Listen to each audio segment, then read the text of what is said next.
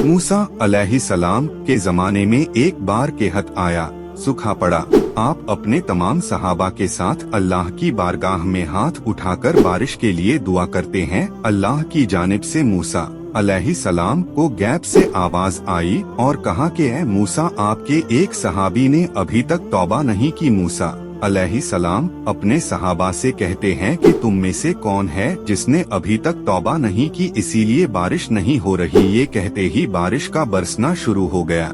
सहाबा कहने लगे, ऐ मूसा, आपने तो झूठ कहा हमसे, देखो बारिश तो शुरू हो गई। मूसा परेशान होकर अल्लाह से सवाल करने लगे, ऐ अल्लाह, ये कैसा माजरा है? अल्लाह ताला ने फरमाया, मूसा, जैसा ही तुमने सहाबा से तौबा का जिक्र किया, मेरे उस गुनहगार बंदे ने मुझसे अपने गुनाहों की तौबा कर ली। रिवायतों में आता है कि उस सहाबी के मुंह से इस्तग़फ़ार का जुमला निकला।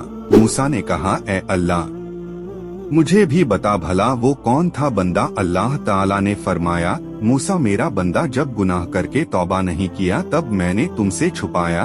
अब तो मेरा बंदा तौबा कर चुका है, फिर भला अब तुम्हें कैसे उसका नाम बता दूं?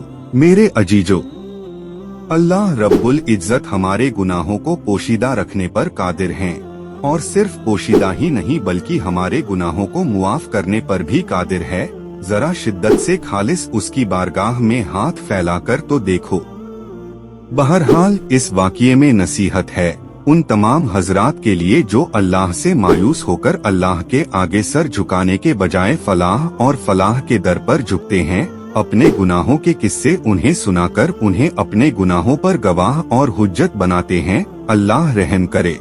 ना जाने किस हद तक हम अपने रब से मायूस होते हैं, जबकि वो तो हमारी तौबा की इंतजार में रहता है। लिहाजा मेरे अजीजों, हमें चाहिए कि हम अल्लाह से अपना रिश्ता मजबूत कर ले और हर हाल में अल्लाह ही से सवाल करे, जैसा कि हमारे नबी करीम सल्लल्लाहु अलैहि वसल्लम ने सारी जिंदगी अपनी उम्मत को तालीम दी। अल्लाह ताला हमें कहने सुनने से ज्यादा अमल की तौफीक दे। जब तक हमें जिंदा रखे, इस्लाम और ईमान पर जिंदा रखे। खात्मा हमारा ईमान पर हो।